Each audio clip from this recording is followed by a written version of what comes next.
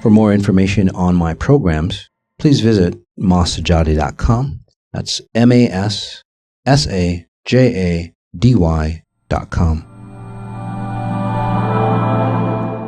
This is part 2 of Vanity, Beauty, and Spirituality. If being beautiful makes other people feel bad about themselves, what should you do? You should go on being beautiful. You should go on showing your own strength. It does nobody else any good to stunt the abilities that you have. Okay, and this goes further, not just of beauty, but how many times have you downplayed your intelligence? How many times, have you, say, succumbed to a weaker point of view of yourself just to make other people happier? Okay, I'm not saying that you have to go out there and be abrasive and go, hey, I'm all better than you. I'm not saying that at all. But there are, say, nicer ways of showing your true strength. There are, say, methods that, if somebody is insecure around you and, you get forced to downplay your attributes, whether it's intelligence, beauty, or anything else, your wealth, anything else, okay? There are tons of ways for you to make that person feel good as you show off your brilliance. It's like, hey, it's not about me and you. It's not about where you are and where I am, but look at the opportunities that are available to you. Look at what I have. I'm willing to share, okay, the patterns that have gotten me, say, successful or happy or beautiful with you. So you're coaching them along rather than them trying to feel, say, separate, if that is available to you. Right? And if not, obviously, again, you should continue on your own strength because, like I said before, it doesn't do them good, doesn't do you good. Move on, and that relationship starts to separate. Okay, even if it is of a family member. By the way, you can never stunt yourself spiritually as well. A lot of people do. Okay? It's not beneficial, and you would be responsible. This is one thing to think about. If you're stunting yourself here in this physical plane, are you stunting yourself at the spiritual realm? Okay? And the reason why I say that is because you are responsible for the level that you attain. Okay?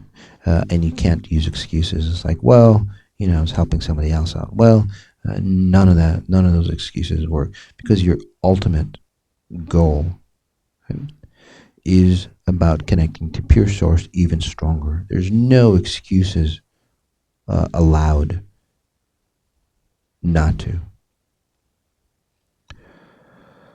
What happens to people who have plastic surgery? Not exactly sure what the question means, but I assume is that I assume that they're talking about spiritual issues around plastic surgery. There's no spiritual issues around plastic surgery. We've kind of discussed this before. Again, if that plastic surgery is a pathway for you to become enlightened, for you to become confident, for you to become complete, right? Again, it opens the door, the pathway, a faster pathway to pure source. That's totally fine. Those people become enlightened. By the way, plastic surgery or anything else near death, a divorce, whatever, is all opportunities for you to ascend higher. Okay, there's no negativity or anything like that associated with anything, including plastic surgery. On the flip side, if you are insecure, okay, and you are latching on to your beauty to create security, that's where it becomes a problem. It becomes a problem with anything else as well. Say you latch onto money, say you latch onto your spouse, right, and you're still insecure, then that's where the problem lies. So again, it's not about the plastic surgery. Okay, just to go a little deeper, and this is what's sad. The Hollywood types or models and so on, and I work with a lot of them. Empty inside, beautiful on the outside. What happens is as they age, right, their complete identity, okay, has come from the beauty. Obviously, beauty ages with time, not necessarily though, but as a standard, right? as we age, the beauty depreciates. But again, like I said, if you're connected to pure source, you actually become more and more beautiful, okay? More and more authentic in your beauty and grace. Okay? So, however, since all of us, most of us aren't connected to pure source, we don't age gracefully. What happens is that we become more and more insecure because we've latched onto the identity of who we are through the beauty that we've been gifted with. So in those scenarios, right, people get into their 40s and 50s, and you see a lot of Hollywood types, right? They have massive amounts of plastic surgery, and they're still insecure on the inside. Not beautiful. Doesn't look beautiful on the outside. Usually, the surgery gets botched up because again, the inner truth comes out. It has to at some level. Inner truth comes out, and again, surgeries get botched up because your real self comes out. So hopefully that explains it, and that's why it's so important for those Hollywood types, model types, and so on to be as beautiful on the inside and complete as you are on the outside. Okay. Excuse me. As a note, this is a good time. Psychocybernetics, okay, the father of motivation, okay, or the father of psychology almost. Okay, and that's my label for the author of Psychocybernetics. I think it's Maxwell Maltz, by the way. He was a plastic surgeon, and the reason he got into again, a brilliant plastic surgeon. The reason why he moved away from plastic surgery into, say, motivation, uh, techniques like that, is that he did plastic surgery on people. He did fantastic transformations. For example, somebody had a grotesque nose. He would transform it into, say, a beautiful nose. Right? Other people would see the transformation after they healed. He would see the transformation after they healed.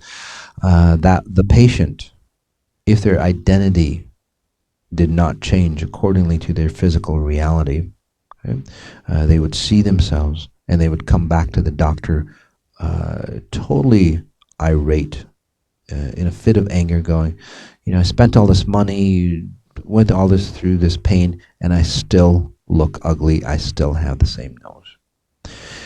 Time after time after time, he started getting intrigued as why is this happening? There's obviously physical evidence that there's been changes happening here. Okay? Why aren't they seeing it? Okay? And this goes into people who have eating disorders, right? They're just totally scrawny, but when they look in the mirror, they see another identity in them, right? A fat identity that this reality cannot overcome. So again, those types of issues, the core level issues, again, source code type issues that I talk about, those things have to be resolved. Psychocybernetics, fantastic book, by the way. If the plastic surgery was able to help the patient to live in 360 degrees of abundance with the self-love and confidence that was impossible to achieve without the help of plastic surgery, is it cheating? Of course not. Not at all. Okay, anything that gets you to pure source, right, or anything that benefits you getting to pure source, is allowed for you. Okay, and let me explain further, because again, that is a broad. You can create a lot of, say, laws or rules, right, around that, or accommodations, right, because it's pretty expansive. So what I mean is that anything is permissible, okay, as long as it does not oppress anybody else or yourself for you to ascend higher. Okay. On the other hand, anything that is beneficial to you and other people as you ascend higher, okay, that's allowed as well, if that makes sense. So again, you cannot oppress anybody else, including yourself, to ascend higher. Some of you might think, well, I need to, say, leave my spouse, and they're going to get distorted.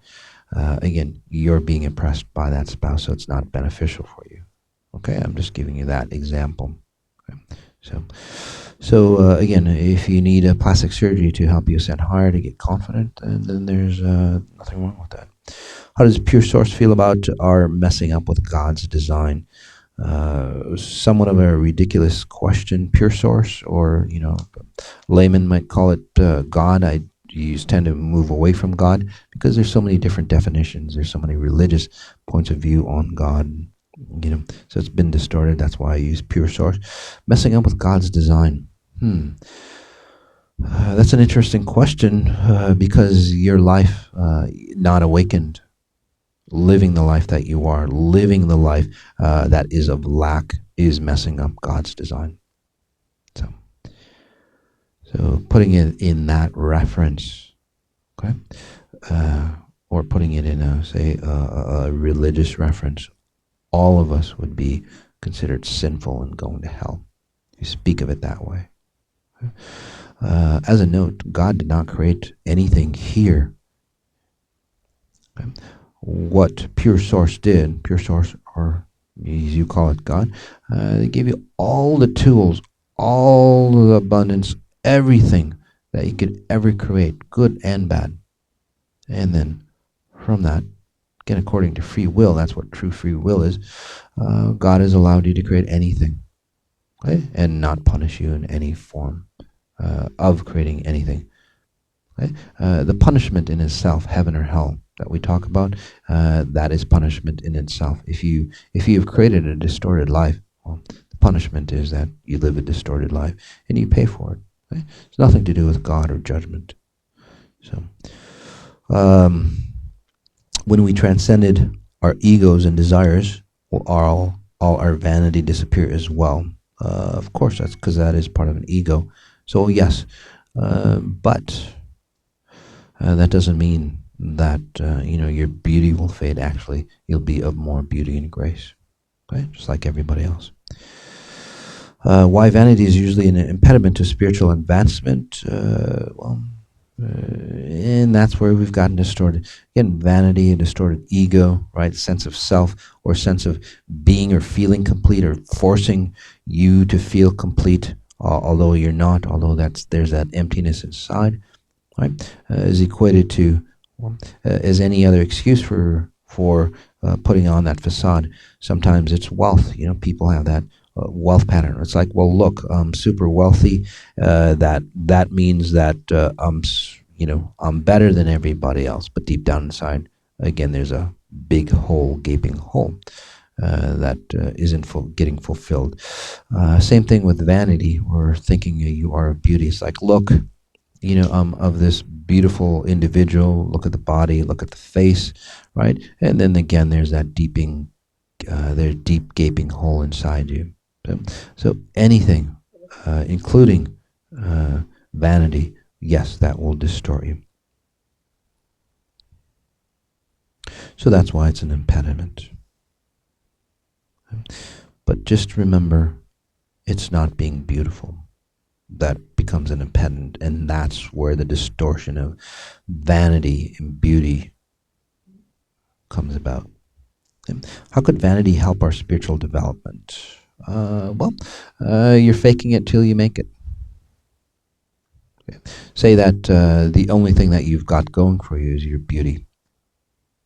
In this situation, what happens is that you start to depend on your beauty, to say land a career or do whatever that's beneficial for you. That makes sense to you.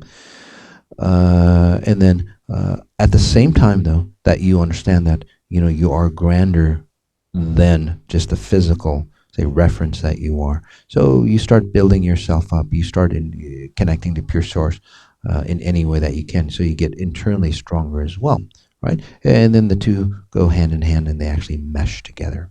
And that's how vanity can benefit you. This is kind of out of the way example, but I had a few good friends. They were strippers. Okay, and what they used to do, these were intelligent. They were college students. Okay? Beautiful bodies. Beautiful body face. And what they would do is they would strip. They would make a lot of money. Okay? But they didn't get distorted by that. Okay, this is the reason why I'm telling you this story. They're highly intelligent individuals. So they're taking advantage of that God-given ability, right, or their talent, and again, moving away from, say, the darkness, distortion, the abuse patterns of strippers and so on. Okay? Highly intelligent. One of them, she's going into college to be a surgeon. So again, that's the level of intelligence, right? So removing herself from the darkness of that space, she saved up a ton of money from that position. Okay? She invested it, and she still became a doctor. But again, she created, say, a space of strength, comfort, a solid foundation. So, like I said before, guys, you can use anything to enhance that connection to pure source. Okay, it's just the intent that you have or the purpose that you have. As another note, as another side story, Muhammad, the creator of Islam, through the wars that they went through, he had a lot of individuals who were older men, right? So a little more frail. So what he would make them do is color their hair. Right? Coloring their hair, they would feel younger by looking at themselves. They would feel younger, obviously more potent, right? More stronger. Again, so if that helps you, well, use it. Okay, but again, notice what you're using your beauty for, so you don't turn vain. How do we know we've gone too far with vanity? Well, it depends on that individual, right? If that's all you concentrate on, right? If that's all you focus on, if your identity is created just around your looks, right? Obviously being, a model, obviously, more attention has to be paid by that because that's, your, say, income. But again, those individuals who get distorted by it, that's how you know. Okay? Just like anything else, you've gone too far. As a note, and this is the beauty and grace that I talk about as far as, say, women coming forward, stronger women. My daughter, all my kids, quite beautiful, thank God. But especially my daughter, just a beautiful woman. She's turning 16. She's getting into the modeling. And again, far advanced for her age. So, and that is the key factor of why she's so attractive. So when you see images of her, yes, she's beautiful, but there's a ton of other beautiful women out there. Why is she so different? And this is the quality that you cannot Photoshop, you cannot edit or anything like that. It's the intense, or it's the look. When you see her essence in pictures, it shows through in pictures, or when you look into her eyes, right? That strong, stable, right, confident. Although she's young woman, okay, much wiser than her years. So that's the new format, or that's the new reign of, say, these. And this is what I would call a real supermodel.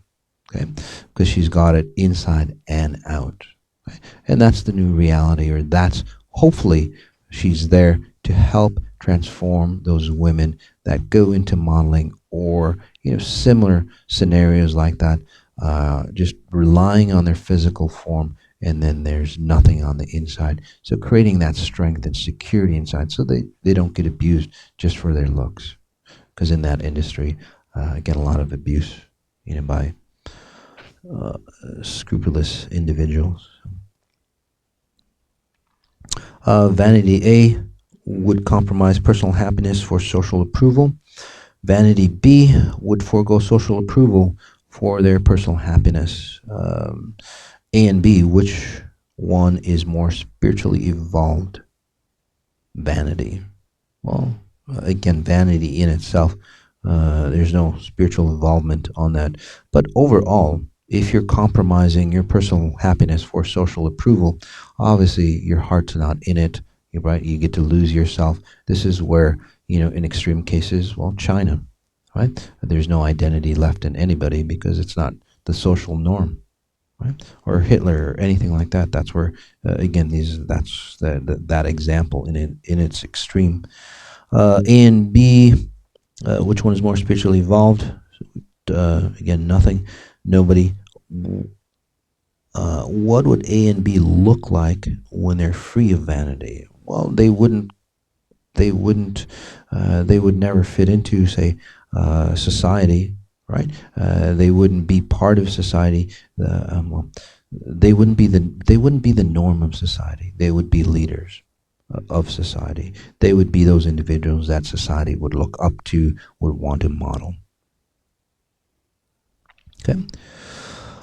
So if you're seeking social approval, by eliminating what makes you happy, again, distorting, and then the other way around, compromising your personal happiness, right, for social approval, again, distorting, would forego social approval for the personal happiness. Again, what creates what creates happiness, right? We can talk about that just for about a minute. So what that means is, I'm not exactly sure what this means. That question means, but in my rendition is like, if you're out, say, really searching to find yourself, who you are, the light that you become, okay, will enlighten other individuals around you. Okay, and that's what you're looking for, right? And that's where society as a whole, or the social class of humanity, starts to ascend higher. If you look at any harbinger, people who, say, bring in a paradigm shift, they're not part of the social norm. So why would you want to be part of the social norm if the social norm is disrespectful, vain, ugly, distorted in the first place? Okay? Stand out, be a leader, show your own light. What qualities of awareness should we cultivate and embody to when challenged by vanity? Not exactly sure what that question is alluding to. Again, what qualities or awareness should we cultivate and embody to when challenged by vanity? So I guess there's a couple of different scenarios, just to be clear. The vanity coming from you, okay? Or is it the vanity coming from other people? Either way, just be aware of, say, yourself, okay? Your body, as it interacts with the environment. And as it interacts with the environment, you'll start to, say, calibrate if you're becoming too vain, too egotistical, and so on. Okay? And either way, if somebody is vain around you, you can see the patterns that they're eliciting, and then study and learn from them. So overall, any challenge or distortion or negativity that that we think we need to move away from, those are all great opportunities for us to learn and expand and motivate ourselves to a higher, pristine beauty that we naturally are. Um, Another observation that I'm seeing as well, okay, is that we are going beyond through exponential intelligence, or through an awakening, right? We are going beyond the physical beauty of this world. Okay? What we're transitioning into is a reality that both physical beauty and internal beauty are meshing together, right? So you can't be one or the other. I mean, you could be, but again, the new paradigm that we're looking at, right, in society, again, is beauty from the inside and out. So as more and more people awaken, they start to see the trueness of who you are, not just the facade of the human identity. Okay? Let me give you a clear example. There's a lot of beautiful women around me, right? And yes, quite attractive and so on. But I see their inner distortions. So the physical beauty that they have starts to fade. And it's not as meaningful to me anymore. It's not as attractive to me anymore. Okay?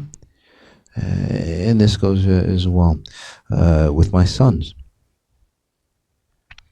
They, when they're interested in a girl, all right, they come to me and go, "Dad, what do you think of this one?" Or "What do you think of this one?"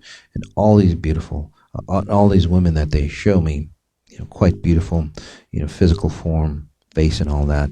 And then I tell them, oh, she's addicted to so and so. Oh, she's been abused and so, right? So, and then now they're starting to see that the physical beauty. Yes, it's a grabber. It pulls them in, but then the long-term relationships that they're looking for, right? The happiness that they're looking for. All those things start to come into play. Right? And these are young kids. My oldest is 21. Right? So they're looking for more of a grander beauty, right? Not just the physical form. They're looking for that internal beauty and completeness. So hopefully it's a pathway or an opening for other people in society to do the same. Right? Not just look at somebody, especially women, not to look at somebody just for their physical beauty and then get abused from it, right? But then also that internal strength. So that beauty is together, or that beauty is, say, a completeness. And that'll help relationships. Okay, let's go ahead and do a meta healing. And a meta healing is where I guide you into a deep state of meditation, and then I work on your source code to help you reprogram. And that's where the fantastic changes that many people you may have heard about or experienced yourself are experiencing in this situation or in this meta healing, bringing in, say, true beauty. Okay. Which enhances you spiritual. So, true spiritual beauty. Let's go ahead and take a deep breath in, sitting, standing, lying down. If you can, highly recommend standing up. Okay, starting to come into your own definition of yourself. Wonderful breath in again, nice and deep.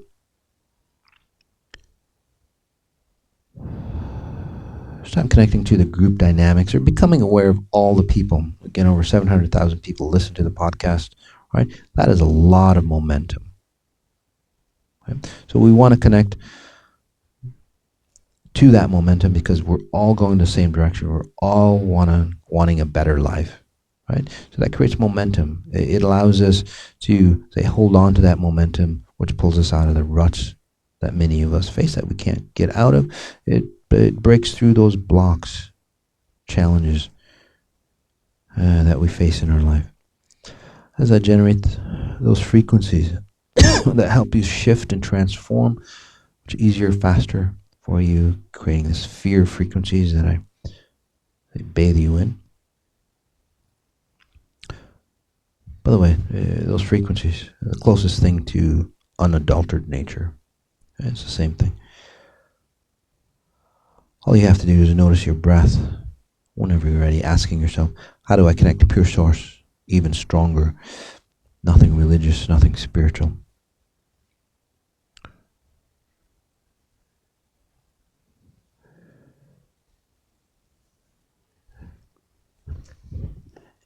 As you become aware of your physical form, okay, your body, your face,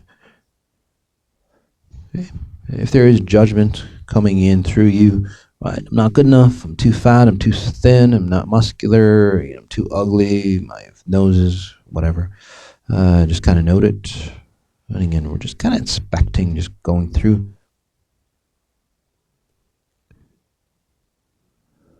Scanning our body. Looking at the judgment that comes up. By the way, that's a form of vanity. You're not seeing the true beauty that you are, which makes you vain.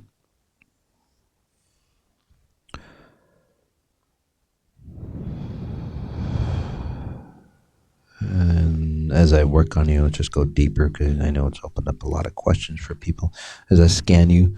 So what that means is that, say you were beautiful, right? You would look down upon other people if you were vain, right? Saying you're more beautiful than they are. The only difference is that you're looking down upon yourself.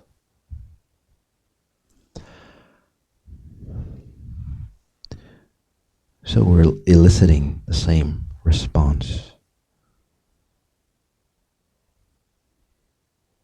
Breath in again, nice and deep.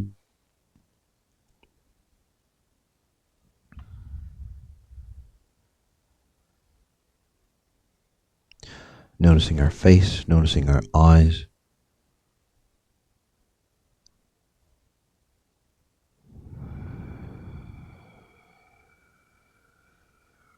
And through your waking hours, whether you're shaving or putting on makeup, I recommend starting to look into the mirror, into your eyes. At first, you'll see the distortions,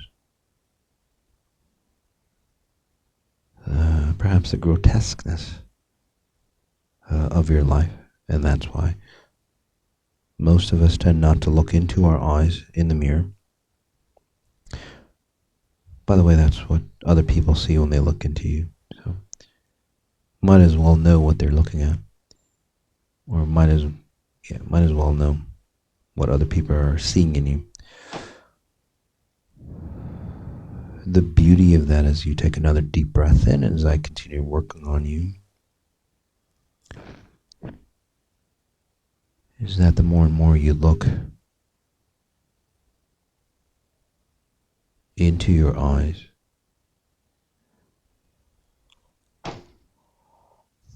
all that stuff, right, that tarnishes your perception of your true inner beauty starts to wash away. And as you stare into your eyes again, you see the beauty, you start to see the love coming out from a different source deep inside you. And that beauty, well, or that love, is amazing on transforming your physical looks.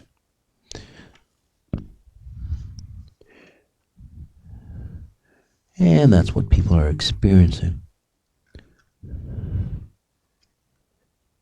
through that awakening from exponential intelligence. Strong breath in again, nice and deep. And this is what this meta healing is about, helping you wash away the distortions that's not you.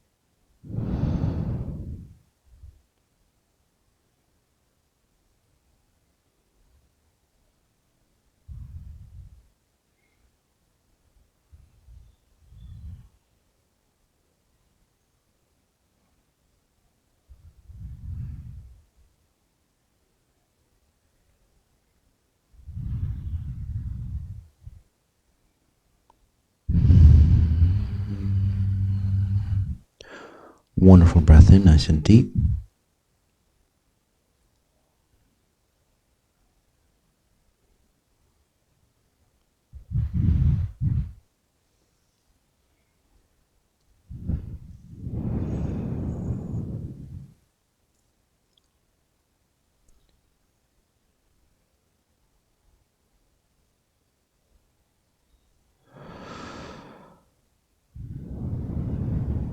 And again, just noticing your physical form, your self-image.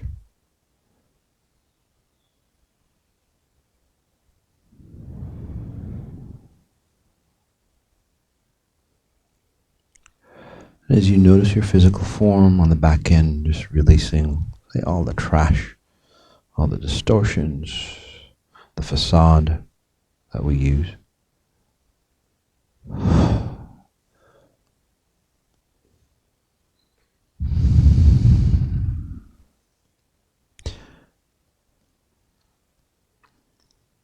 Facade that we use to hide our, say, true beauty. For some reason or another, well, we don't show.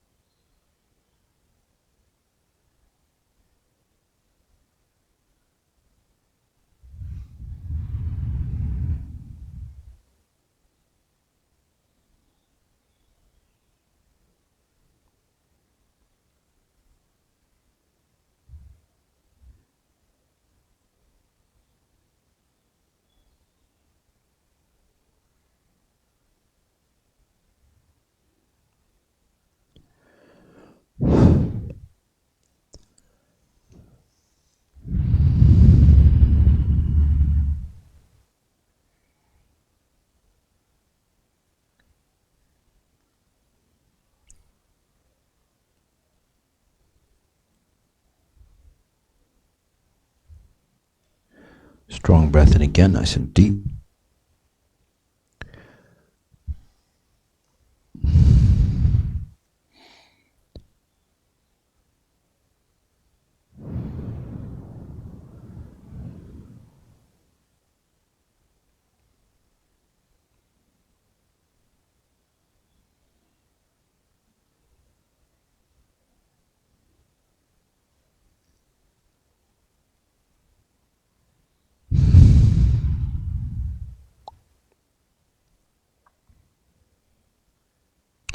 Noticing your physical form, where you are.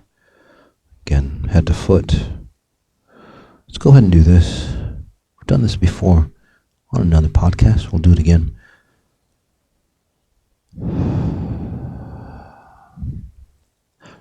I was talking about default spiritual age. So we'll bring in that default spiritual age into you. Just so you get a rendition what it would be like. As you said, higher. So noticing your breath, noticing the chest, right? The upper chest.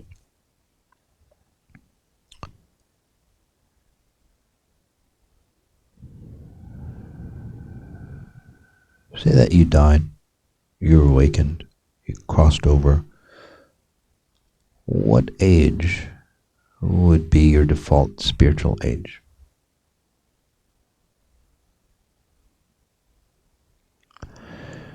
And if you've been sickly, distorted all your life, right, another rendition of that age will show up for you. Notice how that looks, notice how you feel, and most likely it's a glowing, right, an pure essence of yourself, looking into your eyes, and there's that shimmer. Notice that there's a beauty, and that beauty is not through social standards, right? Not what you see, say, in magazines and stuff like that. But there's this inner beauty that comes through, no matter what you look like.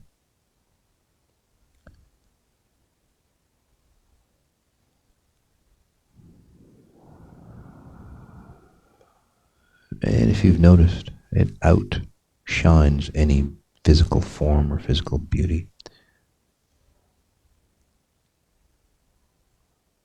Or society's standards of beauty.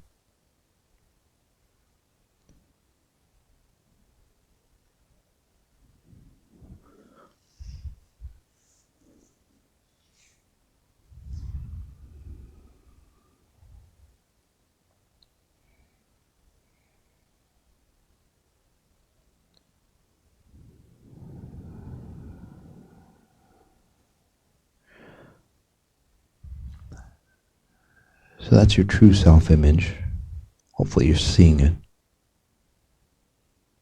Just kind of scanning. Most of you are seeing it. Some of you, again, seeing a lot of fear and hatred. That's if you're seeing any of that, that's you're too controlled or too fearful to let go to see your real self. Okay, so probably new to me. So listen to the podcasts, do the 21 days, and as those release, you'll start to see the trueness of who you are. Okay, but again, for the most of us, seeing the brilliance that you are. So congratulations. You can live that here on earth this lifetime. Strong breath in again. I'm going to go ahead and leave you in this space for as long as you wish. As long as you stay quietly meditating, it will feel like you're connected to the mastermind group, right? All of us creating that momentum for you. It will feel like I'm still working on you. So notice what you notice, and then take responsibility of whatever you're noticing. Okay?